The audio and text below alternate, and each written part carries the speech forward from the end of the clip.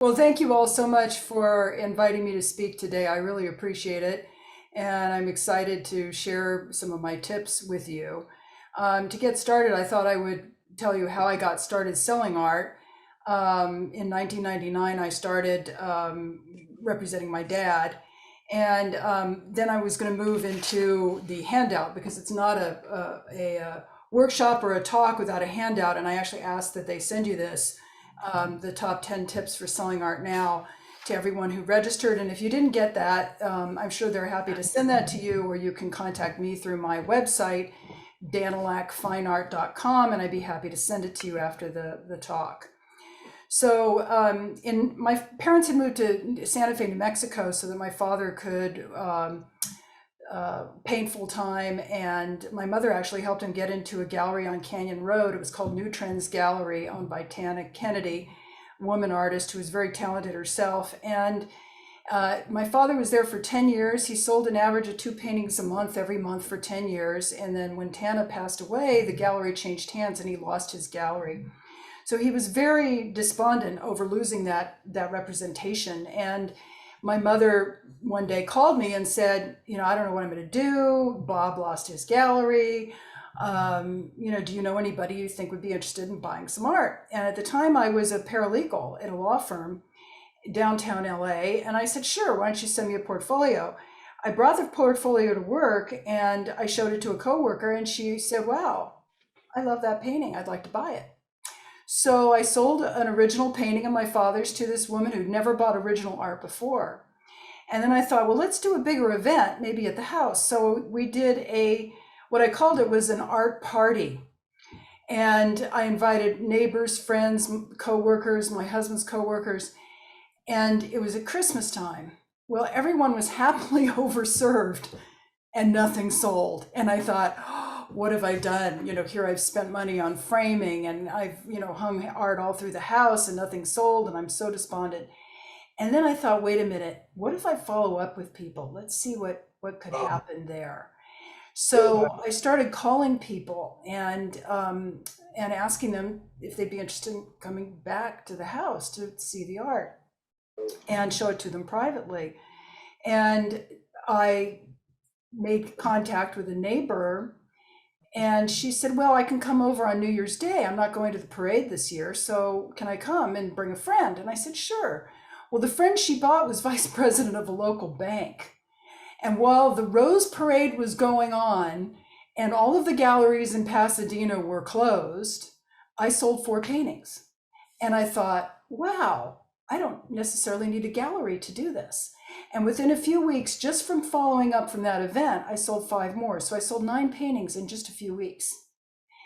And then I thought, well, gee, what more can I do here? And then I realized that there were women that I thought should meet other women, and maybe I could do something with that. So I decided to do something called an art tea networking event, like a ladies' tea, only making a networking event, and I would show artwork. And by then I was all representing other artists as well as my dad. And I hung beautiful art in the house, and I acted like Mrs. Noah of Noah's Ark fame. And I invited 2 radio producers, 2 female radio producers, 2 neighbors, 2 women who were in the junior league with me, 2 women who were involved in real estate, who were real estate agents, and so on. And I invited 30 women. And I made a point of calling each one of them and saying, your counterpart is going to be at my house on Saturday and for this event. And I really hope you can come because I'd love to introduce you. And in some cases, it's somebody they'd always wanted to meet but never had. So this was their excuse to come and meet this person, right? So I brought out my grandmother's china. I cleaned the house from top to bottom. I did all those things that you need to do for an event, and polished the silver even, and had hostess gifts ready for everyone with my business card attached. And by the end of the day, pouring tea, I sold $10,000 worth of art. So I thought, okay, maybe I'm onto something. And that was when I realized that I could exhibit art both at the home and also perhaps in alternative venues. And one of the venues that I chose was the California School of Culinary Arts. and I had several successful shows there, and that became a real cross promotion opportunity. Now, one of the things I started doing at the time was to do a lot of press. So I sent one of the shows I did was called Italian Light. It was for John Paul Thornton, and it was, I thought, a stunning show. It made the restaurant look beautiful. And I went to the Pasadena Weekly and I gave them both vertical and horizontal pictures, color slides and photos of John Paul's paintings. And the day of the reception, I opened the Pasadena Weekly. Everything was in black and white except for a half page that looked like an ad for my show for Italian Light. And I'm like, I didn't pay for this. How did this happen? Well, it turned out an advertiser had dropped out at the last minute and they needed some color pictures. They didn't want it to all be black and white and look dull. So I ended up getting incredible, what looked like an ad, the only color thing in that particular edition of the Pasadena Weekly. So we got many people to come. I did a postcard, I did press, and of course, cross promotion with the culinary school. And I ended up pre-selling the showpiece, which was called Song of the Gondoliers, to a woman who was in the junior league who goes to Italy every year, couldn't afford to do it that year, and she bought the showpiece instead prior to the reception. And I ended up realizing that this was going to be key, that I needed to be professional everywhere I went, as though it was a gallery, as though it were my gallery. So eventually I started renting out the Fine Artist Factory, which is where the public radio is now located. And it was run by a man named Mark Wood, and it was a rental gallery.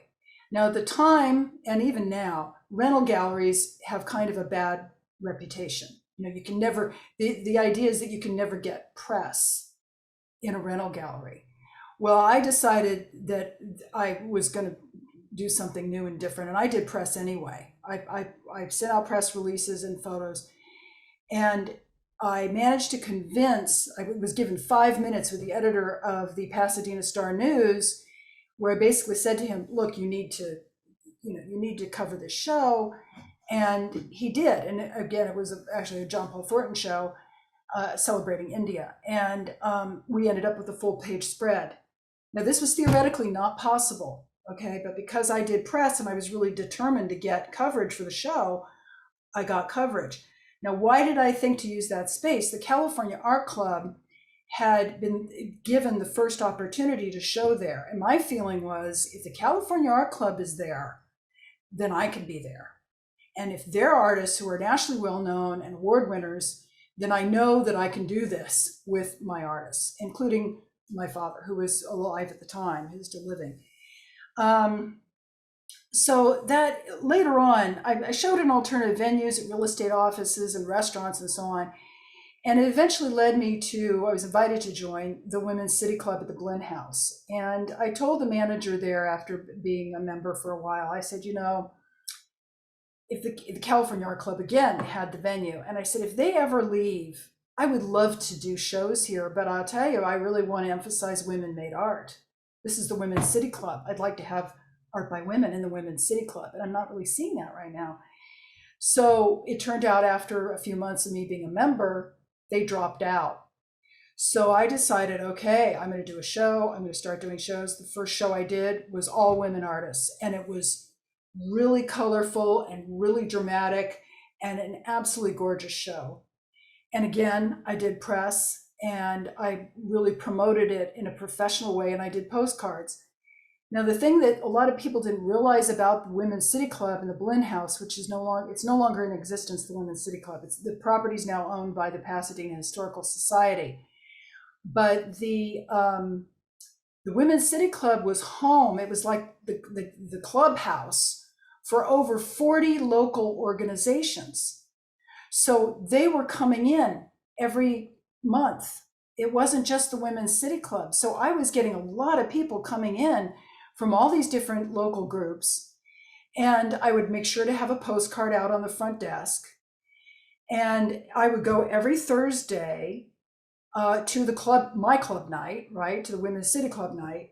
with my iPad, and I noticed that sometimes women would not go upstairs. Well, most of the art was upstairs, but they didn't want to climb the stairs, so they would just stay downstairs, have a drink, socialize, and not really see most of the show. So I started bringing my iPad, and then I would, sit next to somebody I didn't know, introduce myself, and I would say, "Oh, have you seen the show?" And they'd say, "No, I haven't seen the show. I haven't been upstairs." And I said, "Oh, well, some of these are some of the paintings that are in the show upstairs, and can I show you?"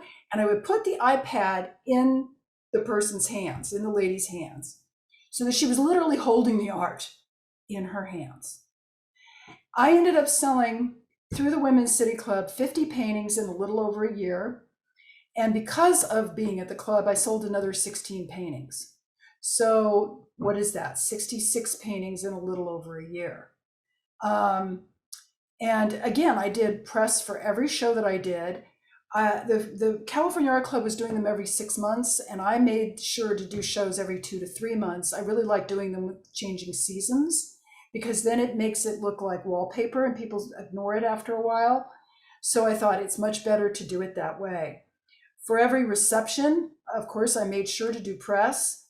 And because we had a bar, and a bartender for all the receptions, which was very lovely, love that, I realized I could create a special drink to go with each show. So for example, for the red show, I came up with the idea of doing the red martini. And the bartender, I think he put cherry juice in the martini or something. We took pictures of it, and I posted it on Facebook and all over social media saying, have you ever had a red martini? Well, come to the Women's City Club on Thursday night, and during the reception, and you'll get to try the drink and see the show. We did this also with the Winter's Light martini. I think it actually had milk in it, which was the one that I took the picture of. It was pretty funny. But I plastered that all over social media. So people had an extra added incentive to come because they were curious about the drinks. I also decided to do meetups, to join meetup groups. And I remember one group was an art collecting group in LA. And for the reception for that show, and I was very worried because it was raining, it was in November. And for that particular exhibition and for the reception, I invited the meetup group from LA, and we had 20 people. We had everybody sign in a guest book. 20 people from that meetup group braved the rain to come to the Women's City Club in Pasadena for that reception. We had 200 people attend, and I sold a lot of paintings out of that show.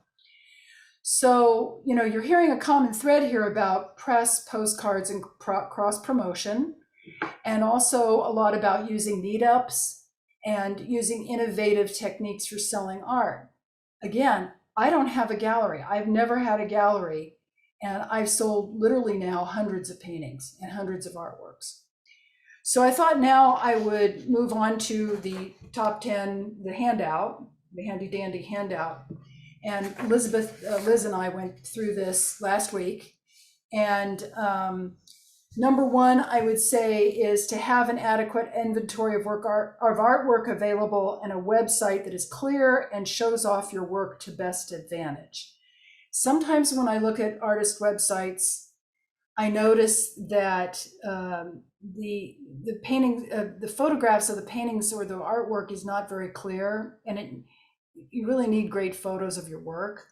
And when I say an adequate inventory, I'll give you an example. I represented an artist for a while who had, I think it was 65 paintings. And I ended up selling 32 of her paintings in a year. She also had a home show and also was in a restaurant. And by the end of the year, she had sold all of her paintings, and she still wanted me to represent her. And I said, well, I can't represent you. You don't have any original paintings left. And she said, well, what about these prints in the corner? And what about, I said, yeah, no, that's not going to work. So for those of you who have a lot of inventory, and especially now during COVID, don't despair. This is great, because what this means is you have enough art to be able to do shows in multiple locations and to be able to do things and have the flexibility so that when your work does sell, you're not left with very, very limited or no inventory at all. And I know sometimes it seems like paintings get piled up behind doors and, or in closets and you're overflowing with art.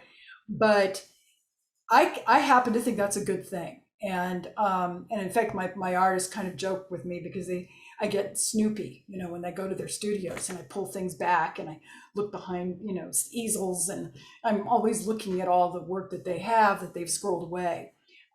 So I like to see a lot of inventory. The other one is to write compelling stories for each piece and present the work in a positive way in all of your marketing materials. And compelling stories with great titles help sell art. One of the artists that I represent is an abstract painter named Linda French, fabulous abstract painter. And she had a painting that she wasn't quite sure what title to give it. And I said, well, it looks like Moulin Rouge. It looks like a woman, kicking up her heels in one of those dresses, and it's Moulin Rouge. So when I introduced this a lady who was a good collector and good client of mine to this painting, and I said, would you like to see Moulin Rouge?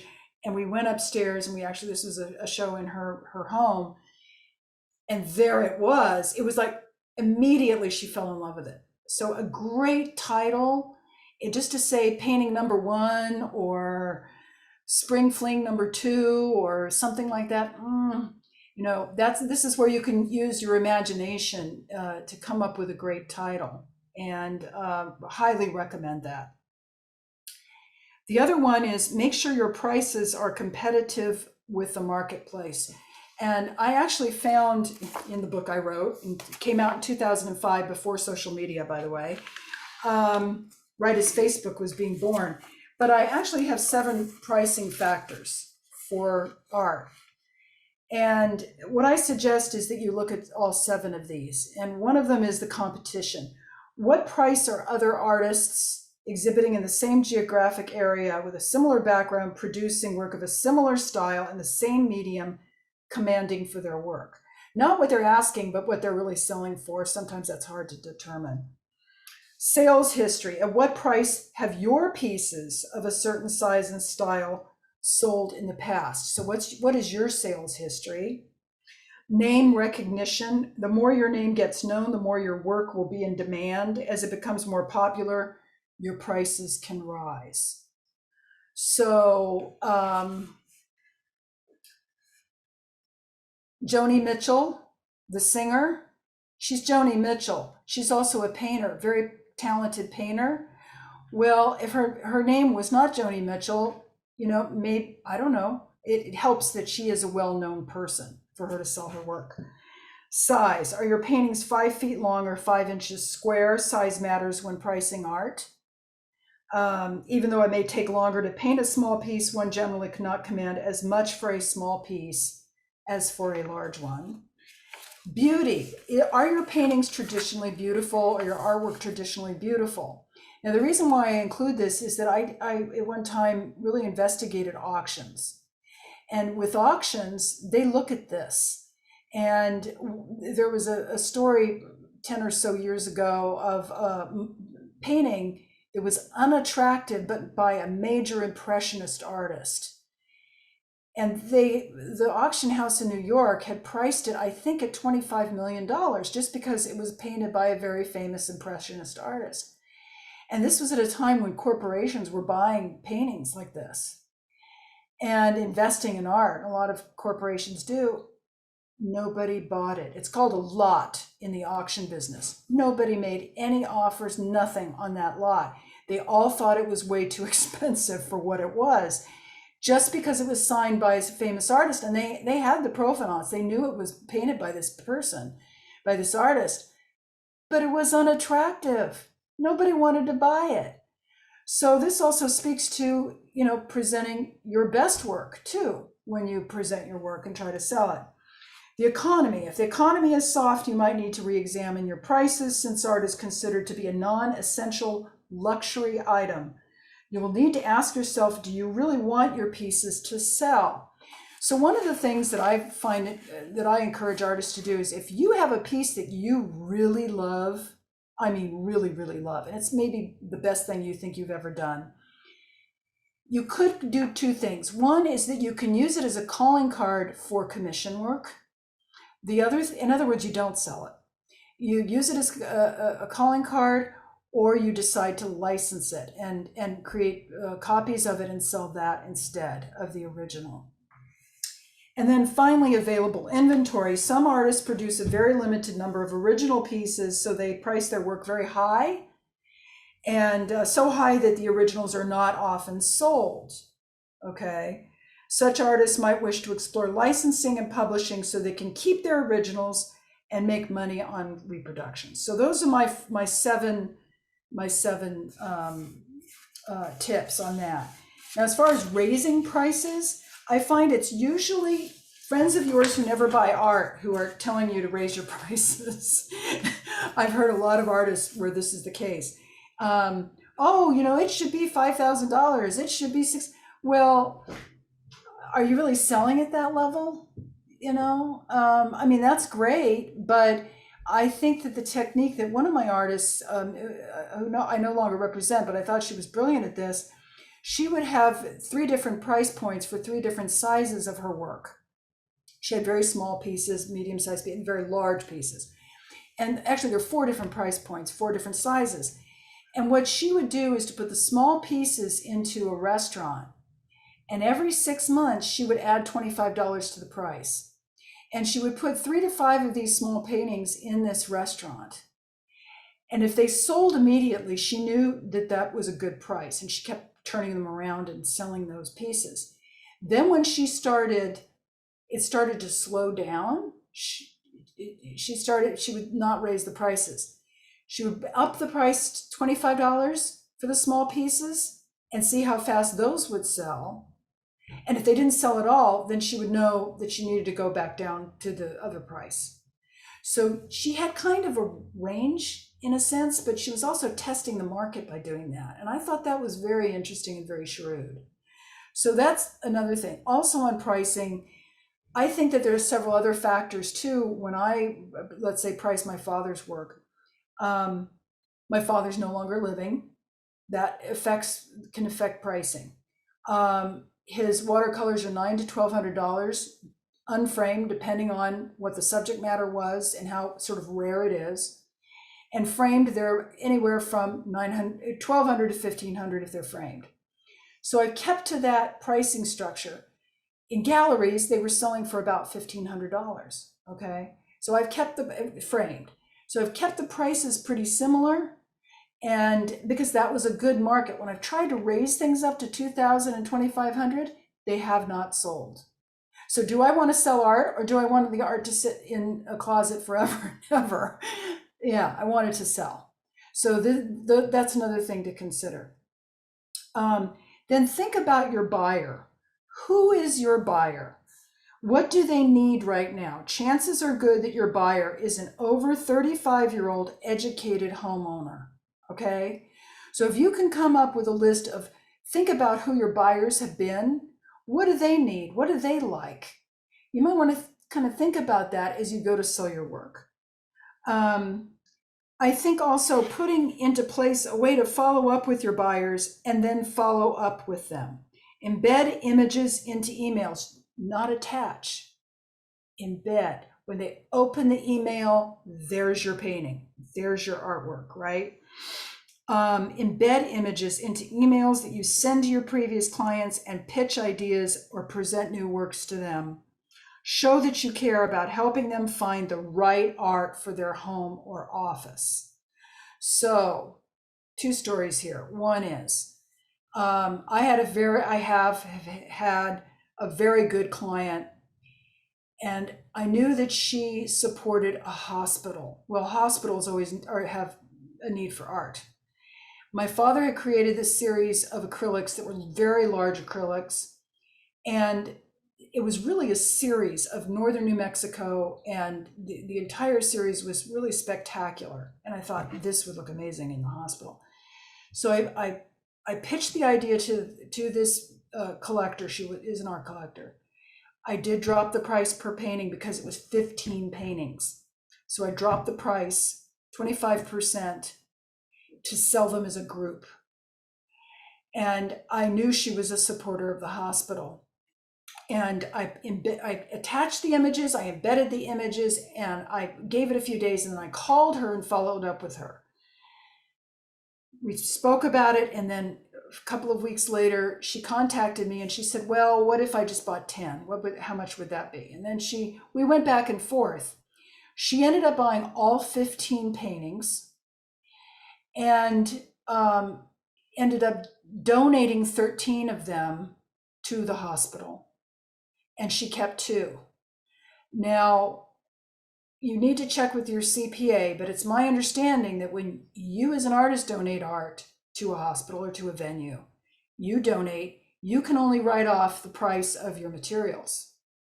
When a buyer donates art, and again, check with your CPA, laws change all the time, the buyer can donate the full price of what they paid and what it's worth to whatever their venue is. So they get to donate the art and gets a tax deduction that you might not necessarily get.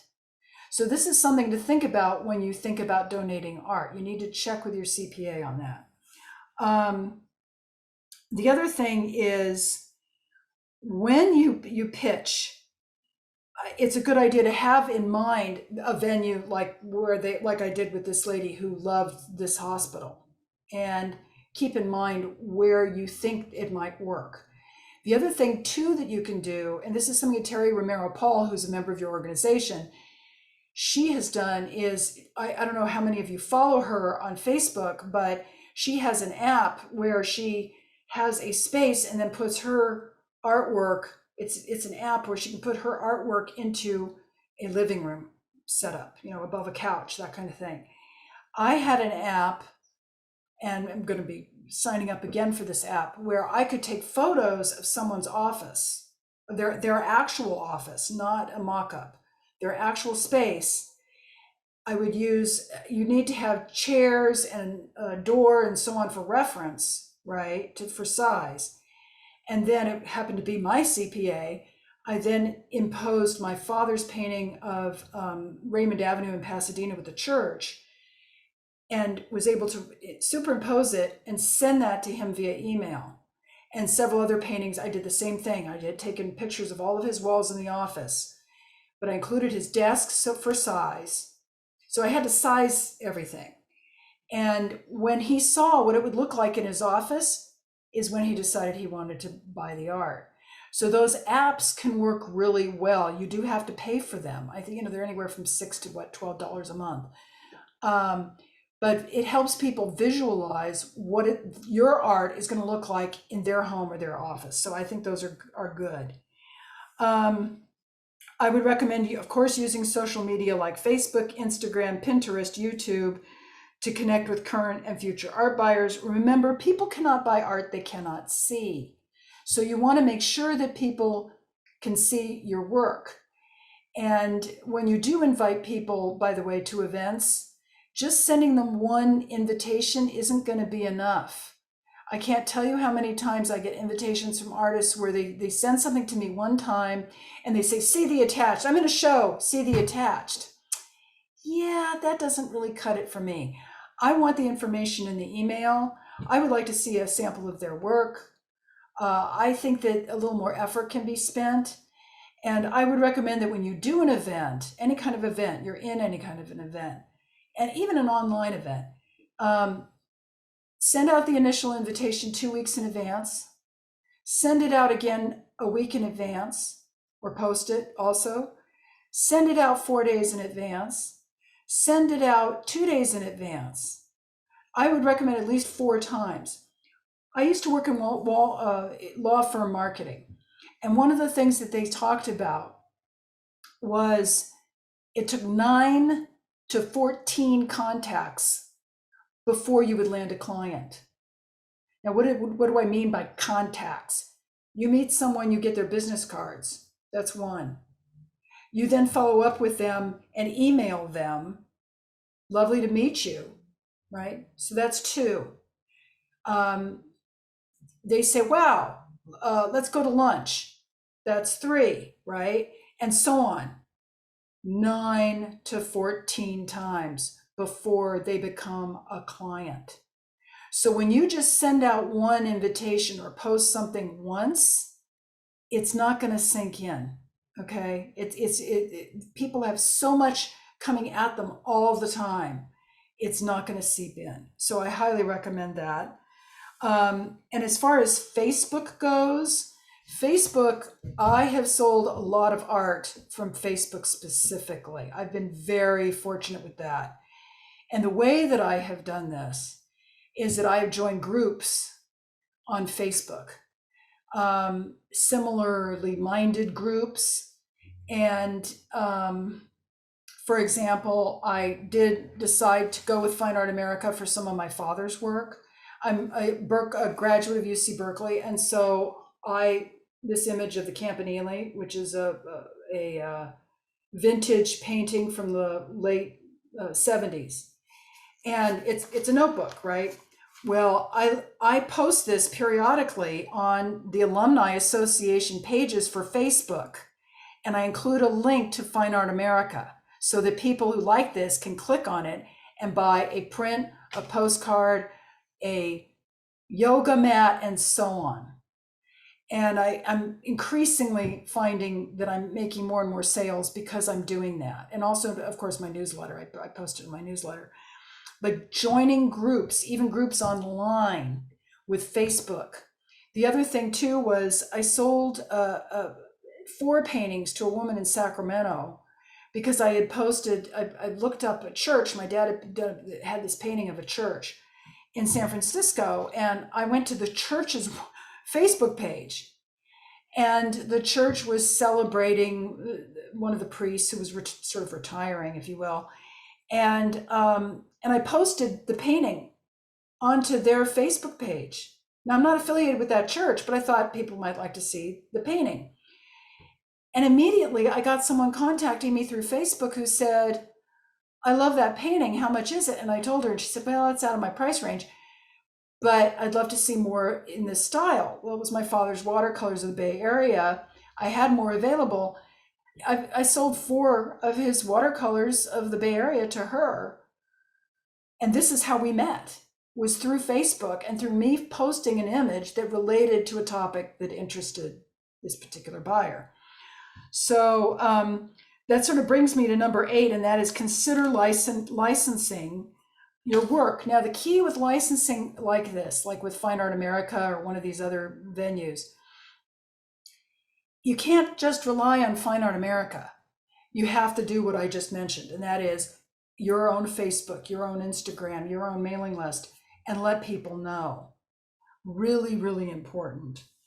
And the next one is, do you want to meet art collectors? I know every artist wants to meet art collectors. Consider joining a class in art collecting. You may be the only artist in the group. The fine art, there's a club, not a club, but there's a show, the big fine art show, LA Fine Art Show every year downtown. They have classes in art collecting. I took one. It was fabulous. I was the only art provider there. The California Art Club has classes in art collecting. I've taken other classes. I'm the only art professional person selling art usually in these things. Julie Snyder and I decided to conduct 2 classes in art collecting at the Women's City Club. The only artist who attended was Terry Romero Paul. And what was funny about this is that she attended one. She didn't realize she was sitting next to one of my biggest collectors.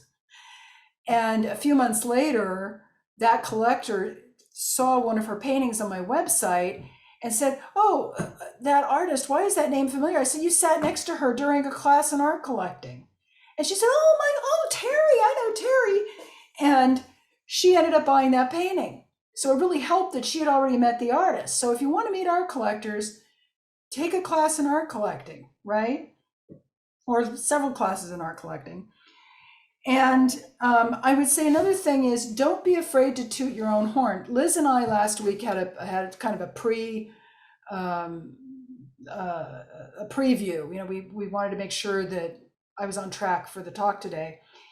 And I have so many stories where I have seen that women are not promoting themselves as much as men.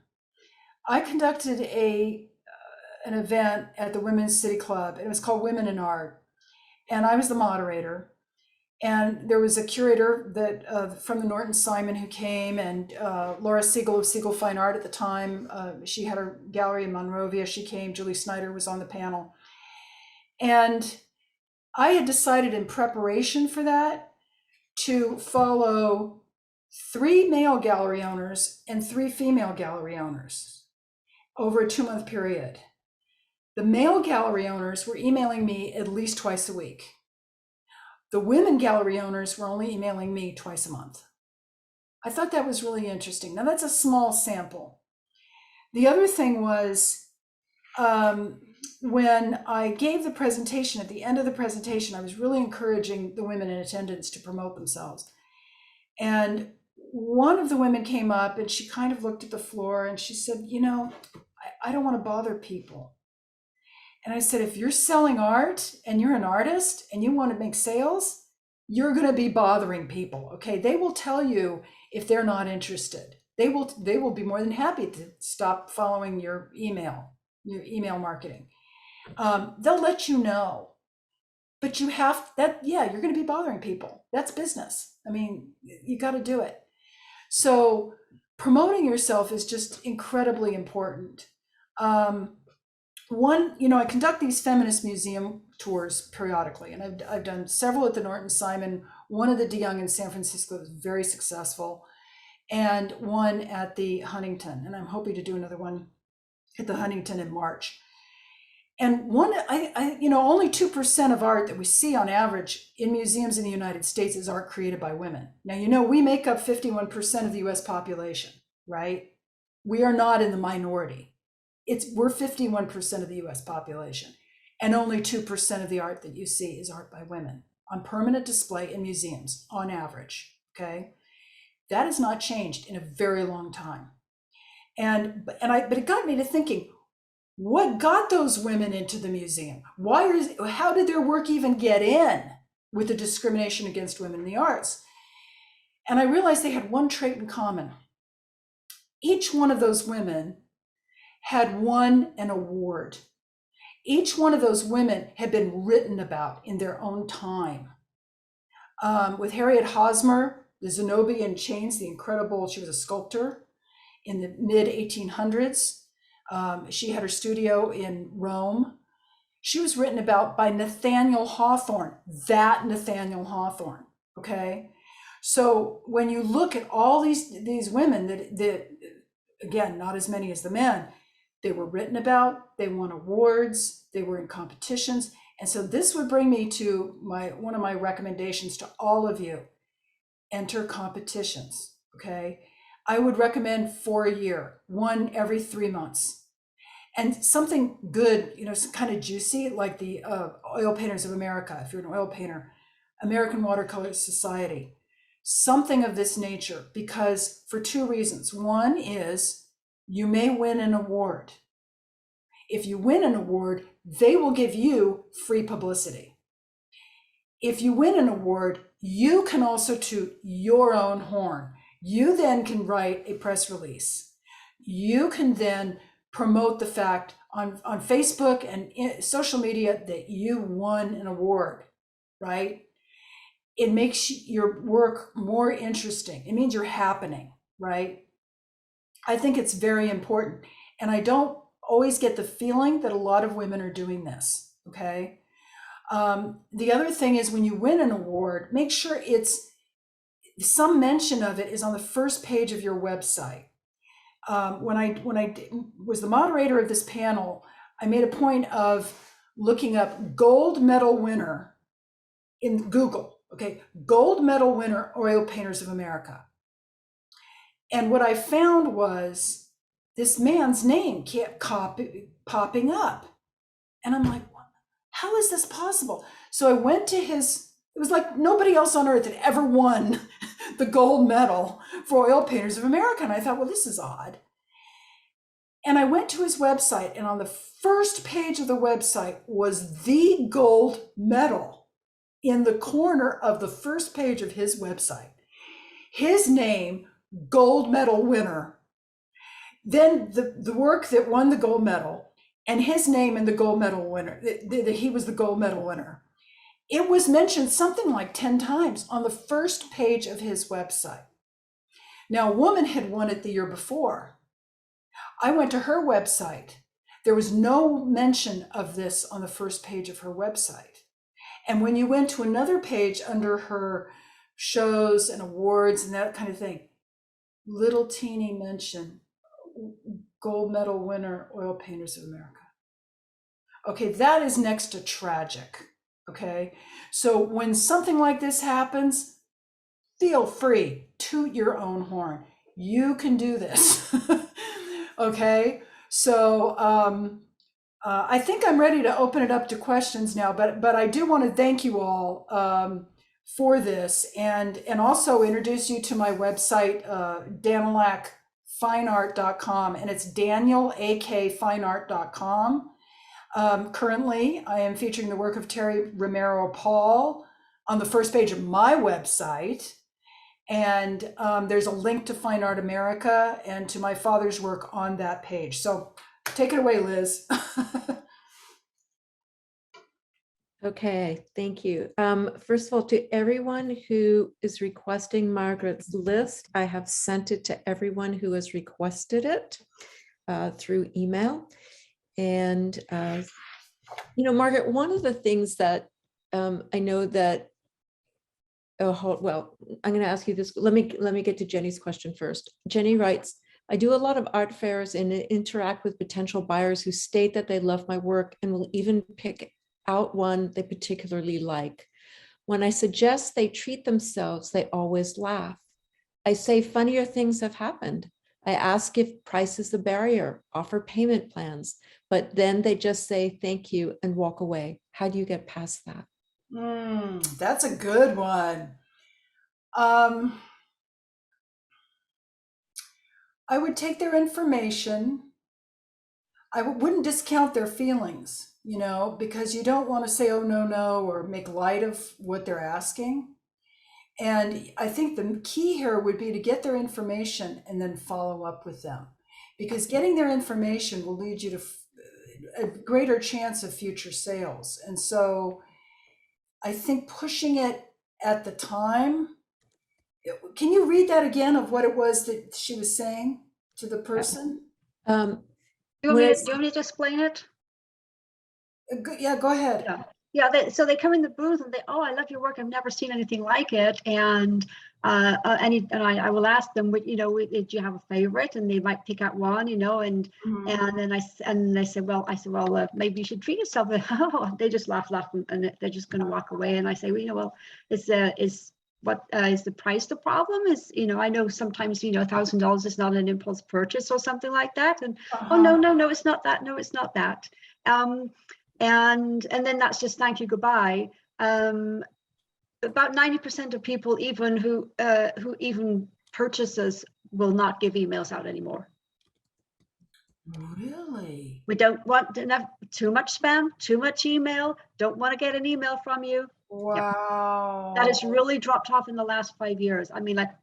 Oh, wow. Yeah, because I would always want to have a way to contact people.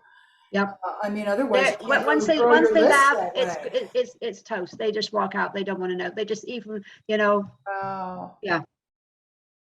Wow. Well, you might, instead of treating themselves, you might say, can you think of a place in your home or office where this would look good? Oh, but our walls are full. And then I say, well, Eli Broad never said to Edith, oh, but honey, the walls are full. Yeah, when people say that to me. Gotta come back for everything at this point. Okay, if their walls are full, that means they buy art. See, I like that. Okay. And I tell them, but you don't buy the art for the walls, you buy art for your soul. Yeah, I hate to say this, but I think that sounds a little preachy. I wouldn't say that. Well, my thing is skyscapes for the soul, so. Yeah, oh, okay. Yeah, because that I think that it would be good to have them visualize. Is it good for the home for their? Is it Mm. good for their? Where do they think it would look Yeah. Do you good? have a place for this in your home or office? Oh, no, no, no, No, you and if know. their walls are full though, that means they've bought a lot of art. Mm. So one of the things I would say is, have you thought about rotating your Yeah. art collection? Oh, yes, yes, we do. The closets are full as well. Yeah. Maybe not interested.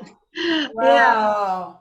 Well, let me think more on that because that's what I Yeah. would say is Yeah, I because get that. I if get they that so have much. I need help with that one. yeah, if they have walls that are full, well, and sometimes when people are in those fairs, they're not really there to buy. They're there to just look, Mhm. you know, Yeah, I try and and they're weed there those to, ones out. Yeah, but and that's the thing is that if they're just there to have a drink and walk around and they're just kind of jerking you around, I mean, yeah, sometimes that happens.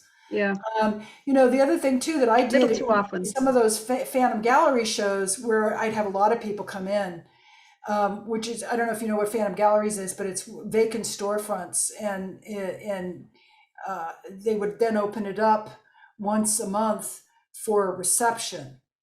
And what I did when I had just people walking by me is I would say, "Oh, that's a lovely hat. I really like that hat. Oh, I love your tie.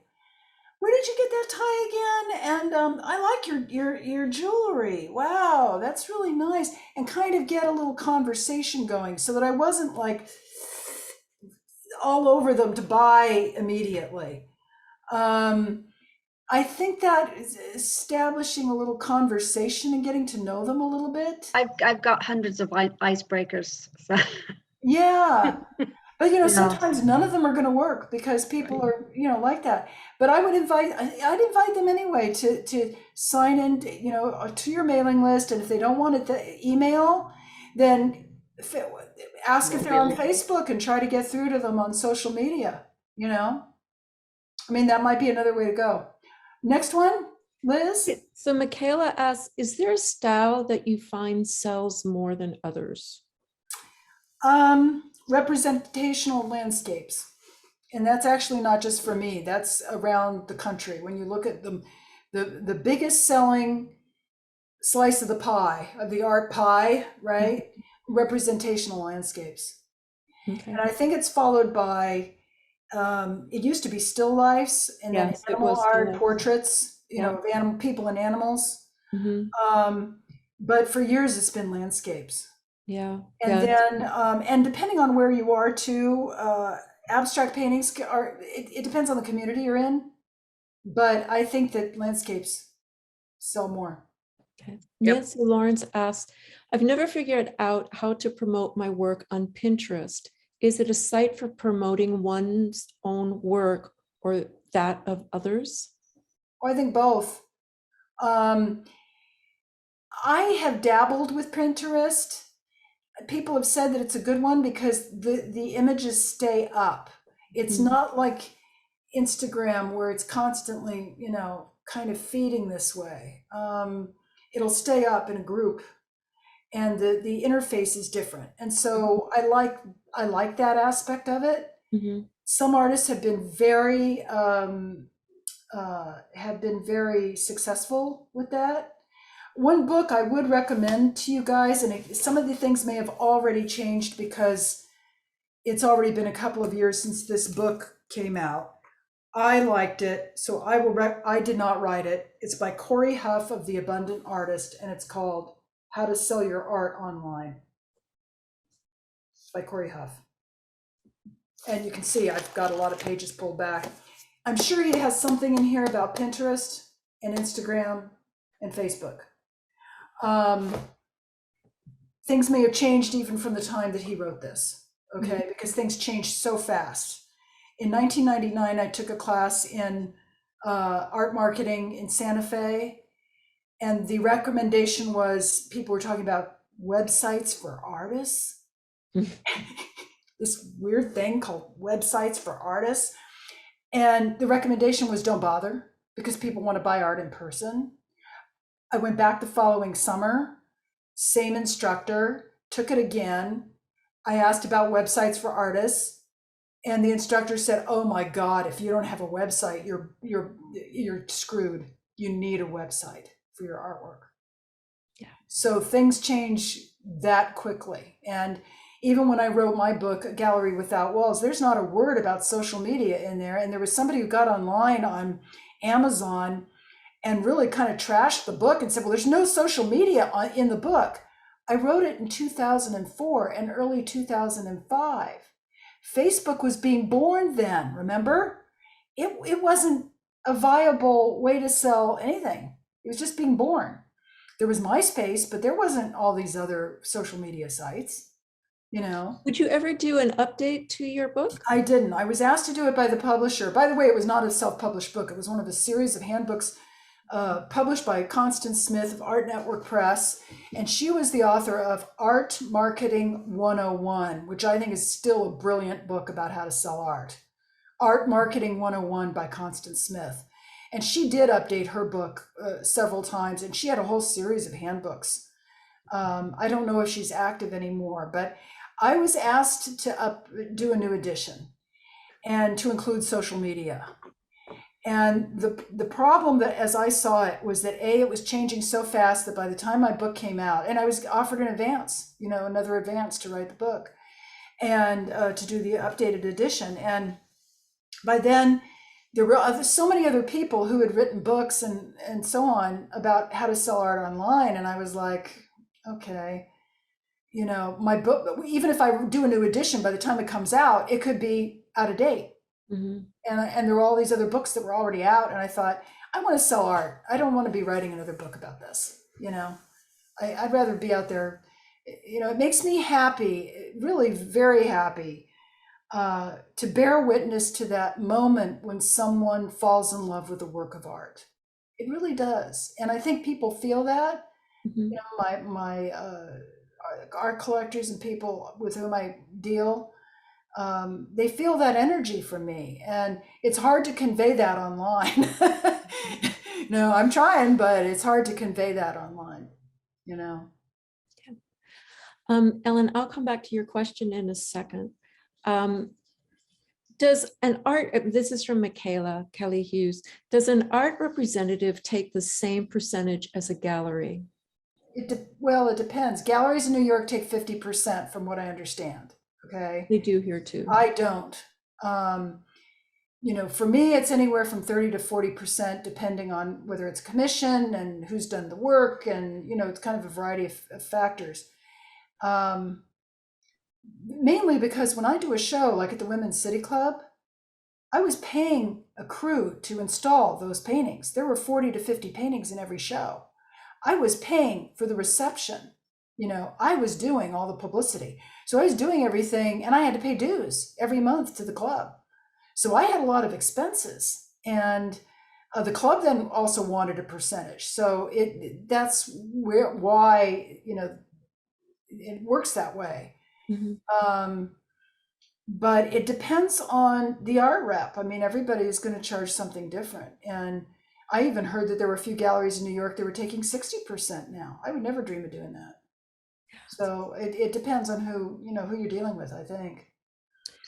Zoni asks, how do you make an art show, quote, colorful and dramatic?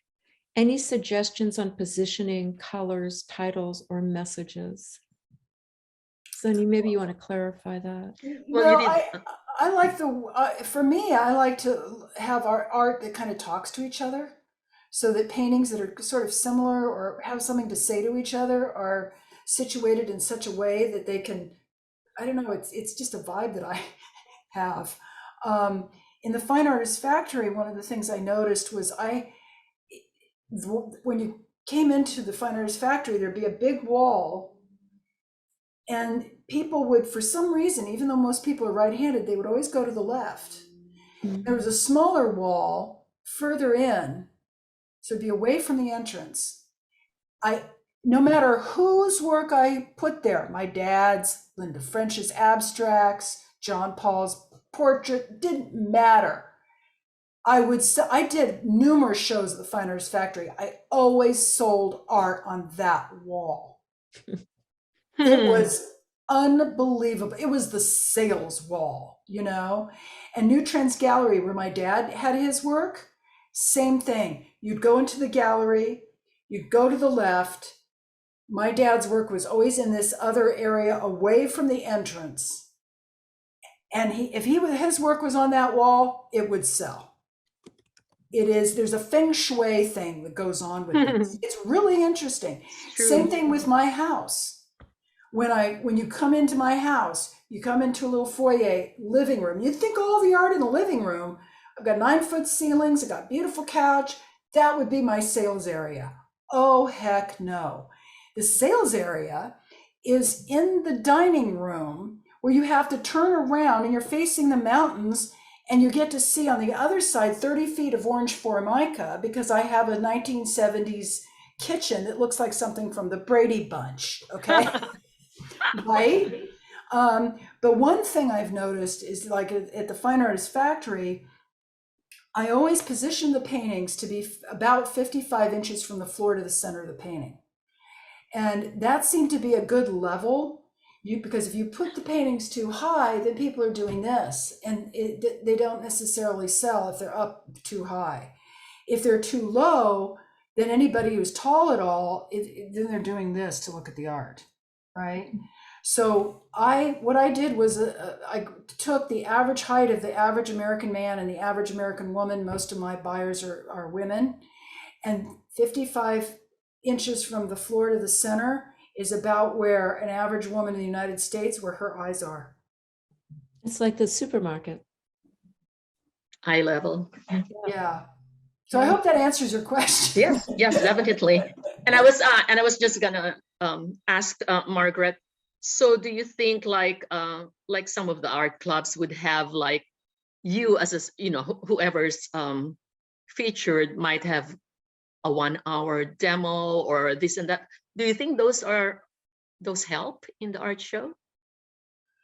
I don't know. I was a member of the American Society of Interior Designers for 4 years and as an adjunct member, and we did an event at the Fine Artist Factory, and Linda French did a demo, and another artist I had at the time did a demo, and I again paid for a reception for everybody and so on. And I was not, it didn't work. And I thought it was very interesting because I got to know one of the interior designers, and I finally just asked her. She came to one of my art shows, and I said, what is it with ASID? I'm networking, I'm there every week, I go to all the meetings, I'm helping set up stuff, I'm paying dues. I don't get it. I'm not feeling the love here, right?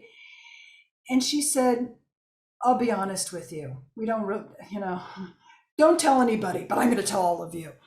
She said, by the time somebody spends $30,000 to redesign their living room, this is just their living room, okay? With a new carpet and new paint on the walls and new molding and new furniture. They may have mirrors. They love to look at themselves, mirrors. I know it's kind of funny. There's one of two things going on. One is they're that wealthy, they already own art.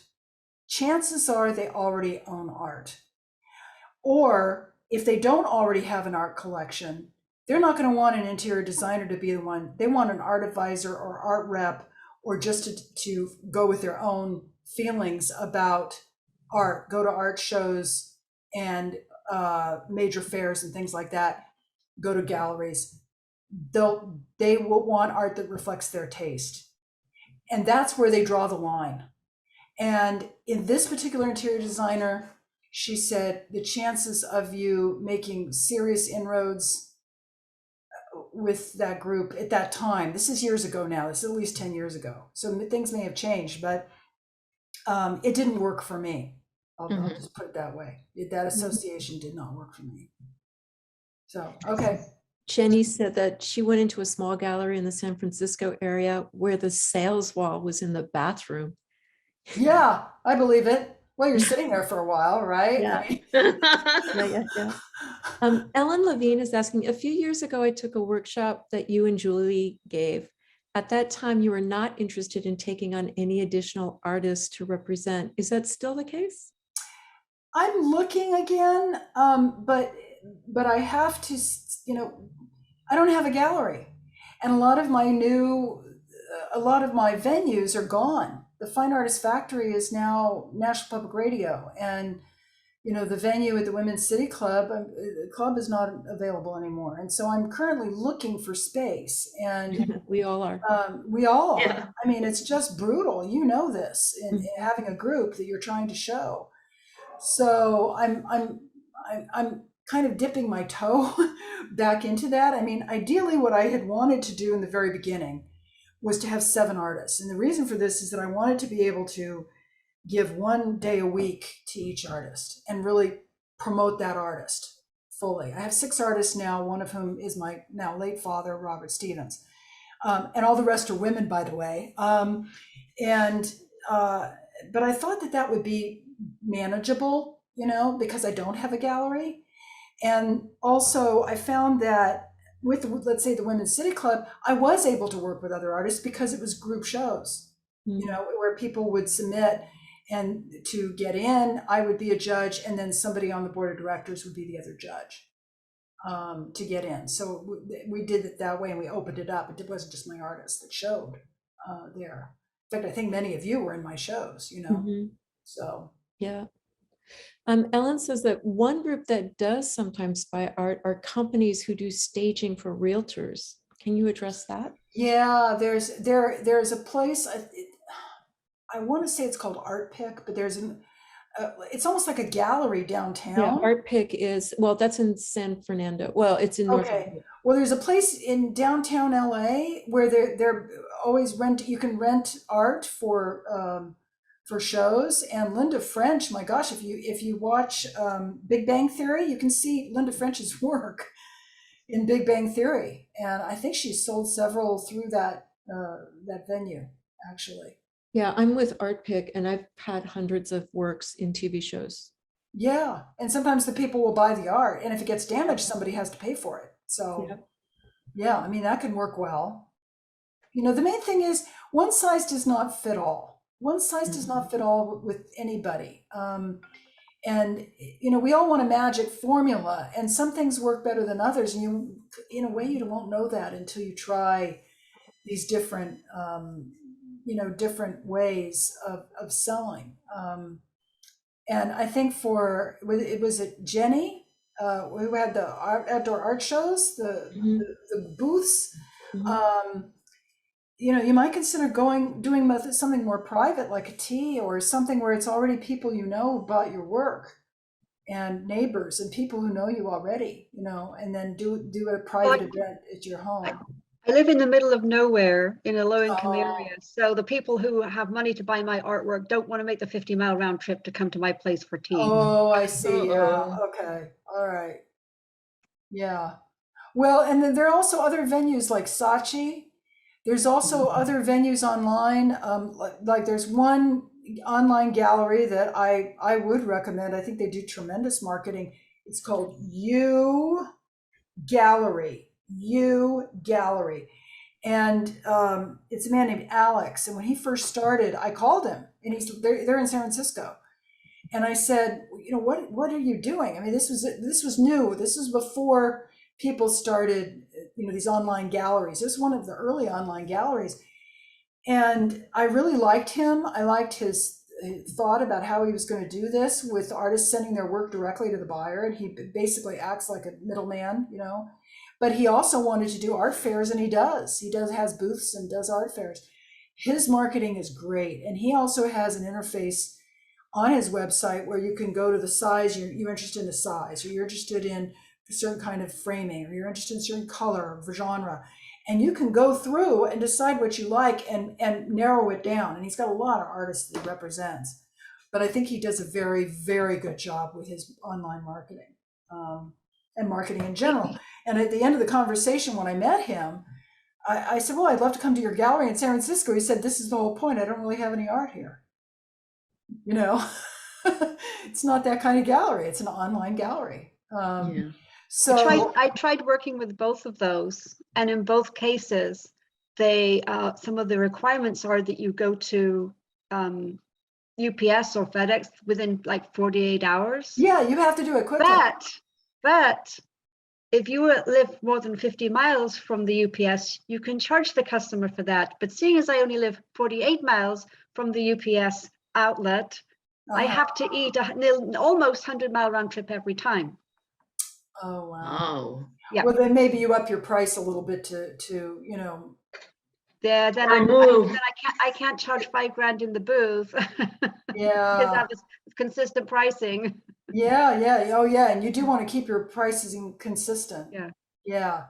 And that actually brings me to one story I wanted to mention that I talked to Liz about, and that is there was an artist that was being promoted by one of the galleries here, and he is a male artist, and the gallery was taking out ads in American Art Collector and every month and really supporting his career. And the owners of the gallery, after a big show with his work in it, went to a dinner party, and the people there said, "Oh, we just bought one of your artist's paintings, actually several paintings." And they said, "I'm sorry, we don't remember that." And oh, well, the artist said, at the reception that if we waited until the show was over, that we could get a big discount if we just bought it directly from him. Ooh. Okay, that's not dealing in good faith. And what happened is that he was dropped like a hot potato. He was dropped, and every art provider in town found out about it somehow. And I found out about it, and he actually called me and wanted me to represent him. And I'm like, I didn't tell him I'd heard the story. I said, yeah, I don't think so. The other one too that I would mention in dealing with galleries is a practice that's not good for artists, and that is the saving of the names. I don't know if you all have encountered any of this, but where you decide not to invite certain collectors or certain people because you don't want them buying the work of another artist, you only want them to buy your work. And I found out about this from an artist. I did some consulting because I do one-on-one consulting. You can read about it on my website at danielakfineart.com. But I do one-on-one consulting with artists, and she said to me, I was part of this show. It was supposed to be a great show. It was in a gallery, and the only people there were artists. And I said, well, why? And she said, well, because everybody saved names. I said, what are you talking about? She said, no, nobody wanted to share the names because they didn't want the art being bought, their collectors to buy the art of any other artist. And I said, oh my God, well, how is anybody going to make any sales? She said, well, our thinking is that the gallery is supposed to provide all those names. It's all supposed to be venue driven. And I'm like, oh my gosh, that's a disaster. That just strikes me as being disastrous. When I did the exhibitions at the Women's City Club, I would send the press release to each of the artists. I would say, please bring 10 people. I don't care if they're your mother, your in-laws, bring 10 people to the club. Bring everybody, invite everybody, okay? And send out the press release to your contacts. And with the image that, not just the one that's on the postcard, I don't care about that. Send it out with your image that was in the show, right? So you're promoting yourself and your career. But for this particular woman and the show, it was a disaster. And they'd spent a lot of money on framing, but they didn't invite people. Well, and one time I sat down with one of my best-selling artists, and I told Liz this story last week. And I had sold 50 paintings of this artist's work over a 2-year period. And I said, I'm really curious where our sales came from. And I realized of the 50 paintings that had sold, 20 came from people on my mailing list. And some of those were people who bought my dad's work, by the way. 20 came from the artist, people he knew, who were his clients, neighbors, students, because he taught. And 10 were venue driven. 10 of the 50, okay? So to expect it to all be venue driven, that people are going to walk in and suddenly fall in love with the art. I would love for that to happen. I talk about this in my workshops, artist selling art workshops, but that just doesn't happen all the time. You know, that happens maybe 5% of the time, 10%, 20% of the time. That's not going to be the majority of your sales, probably. You know, at least not in my experience anyway. Any more questions, or are we coming up to our time here? I don't see any more questions on the Okay. list. You guys, I have sent Margaret's list to everyone who has requested it, except for the last few. January, I just sent it to you. If you want it, please email me with your email address, Liz Tuck, Tuck, @gmail.com, and I will send it out to you immediately. Margaret, this was phenomenal. Absolutely questions. Thank you. Does anyone have any last questions? You can just unmute and ask. Not a question, but just this is very remarkable, Margaret. I think it's so useful for all our artists. Thank you very much. Yeah. Well, if you want to contact me, again, you can do so through my website, danelakfineart.com. That's good. I do offer the one-on-one consulting for artists, and I will be having another feminist museum tour locally in Oh, good. March. Oh, in honor of- fantastic. Yeah, in women, it's to celebrate Women Arts Day and Women Arts. And I want to get back to doing that now that I think COVID has kind of calmed down, so to Will speak. you send that info to us and we can Sure. try to get that into our newsletter? Yeah, because I'd love to do it, or if the group wanted to sponsor and do this. I mean, I've received grants to do it in the past, but I don't know that I can get another one for this particular, for the Huntington. But if you wanted to sponsor it, I'd be happy to do it. Oh, that would be a great. field Margaret, trip. your website, let me put that on the chat room right now. Okay, that'd be great. Can you repeat that just to make sure it's correct? Yeah, it's Danielak, DANIEL, like Daniel, AKART, or fineart.com. Danelakfineart.com. Danelakfineart.com. And it's also at the base of the Yeah. info that I've Yeah. sent out to you guys. Right. Great.